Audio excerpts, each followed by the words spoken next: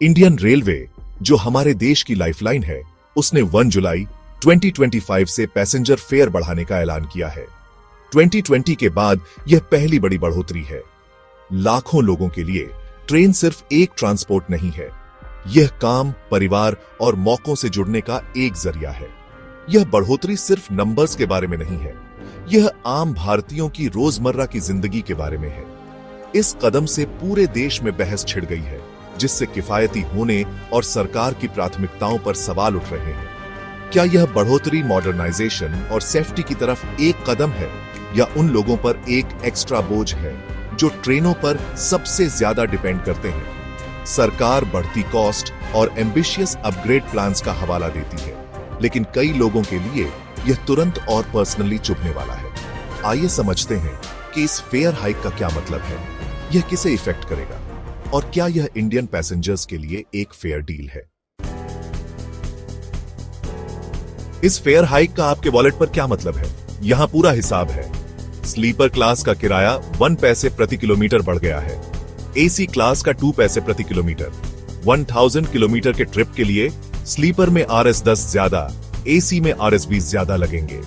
Ordinary second class general का किराया 0.5 पैसे प्रति किलोमीटर बढ़ गया है, लेकिन सिर्फ 500 किलोमीटर से ज्यादा की जर्नी के लिए, जिससे शॉर्ट डिस्टेंस कम्यूटर्स बचे रहेंगे।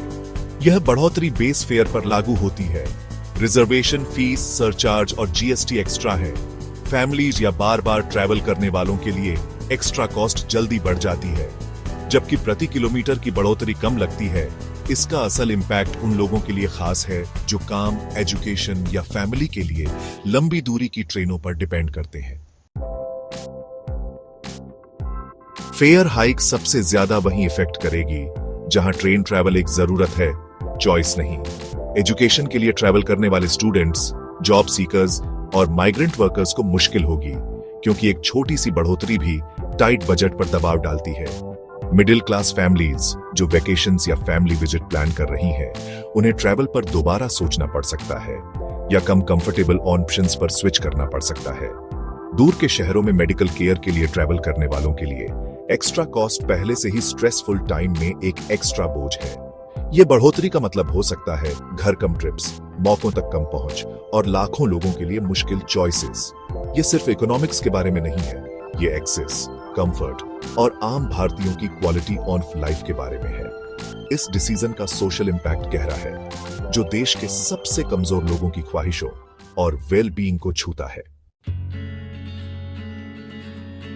हर किसी को यह चुभन महसूस नहीं होगी। सरकार ने लोकल और सबअर्बन ट्रेनों जैसे मुंबई लोकल और कोलकाता के सबअर्बन नेटवर्क को फेयर हाइक से छूट दी है। DMU और MEMU ट्रेनों का किराया, जो छोटे और मीडियम रूट्स पर चलती हैं, अनचेंज्ड रहेगा, और साथ ही रेगुलर कम्यूटर्स के लिए मंथली सीजन टिकट्स MSTS भी। जनरल क्लास में 0.5 पैसे प्रति किलोमीटर की बढ़ोतरी सिर्फ 500 किलोमीटर से ज्यादा की जर्नी पर लागू होती है, जिससे शॉर्ट डिस्टेंस, कम इनकम वाले ट्रैवलर्स सुरक्षित रहते हैं। डेली कम्यूटर्स को बचाकर और हाइक को लंबी दूरी की यात्रा पर केंद्रित करके सरकार रेवेन्यू की जरूरतों को पब्लिक सेंटीमेंट के साथ बैलेंस करने का टारगेट रखती है। यह सिलेक्टिव अप्रोच सबसे ज्यादा बार बार यात्रा करने वाले और कमजोर पैसेंजर्स को तुरंत फाइनेंशियल इंपैक्ट से बचाती है। सरकार इस हाइक को रेलवे के सर्वाइवल और मॉडर्नाइजेशन के लिए जरूरी बताती है। बढ़ते मेंटेनेंस और ऑपरेशनल कॉस्ट, साथ ही क्लीनर स्टेशंस, बेहतर कोचेस और एडवांस्ड सेफ्टी सिस्टम्स के लिए एम्बिशियस प्लान्स के लिए ज्यादा फंडिंग की जरूरत है। ऑफिसर्स का तर्क है कि मौजूदा फेयर स्ट्रक्चर सिर्फ कॉस्ट का एक छोटा सा हिस्सा कवर करता है। नॉन AC क्लास सिर्फ 39% रिकवर करते हैं, सबअर्बन सर्विसेज और भी कम। फेयर हाइक से सालाना RS13,000 करोड़ जनरेट होने का अनुमान है, जिससे अपग्रेड्स को फंड मिलेगा और अर्निंग्स और एक्सपेंसेस के बीच का गैप भरेगा। सरकार इसे सुरक्षित, ज्यादा भरोसेमंद और मॉडर्न ट्रेन सर्विसेज को इंश्योर करने के लिए एक मुश्किल लेकिन रैशनल स्टेप बताती है। सवाल बना हुआ है, क्या पैसेंजर्स को ज्यादा किराए के बदले में सचमुच में सुधार देखने को मिलेंगे? फेयर हाइक ने जबरदस्त पॉलिटिकल डिबेट छेड़ दी है। अपोजिशन लीडर्स इसे एंटी पीपल कहते हैं, तर्क देते हैं कि यह उन सिटीजन्स पर बोझ डालता है जो पहले से ही इन्फ्लेशन और अनएम्प्लॉयमेंट से जूझ रहे हैं। क्रिटिक्स कहते हैं कि टाइमिंग इंसेंसिटिव है, खासकर गरीब और मिडिल क्लास के लिए जो किफायती ट्रेन ट्रैवल पर डिपेंड करते हैं। तमिलनाडु के चीफ मिनिस्टर जैसे रीजनल लीडर्स ने इसे कमजोर ग्रुप्स पर सीधा हमला बताया है, जिससे पब्लिक कंसर्न बढ़ गया है।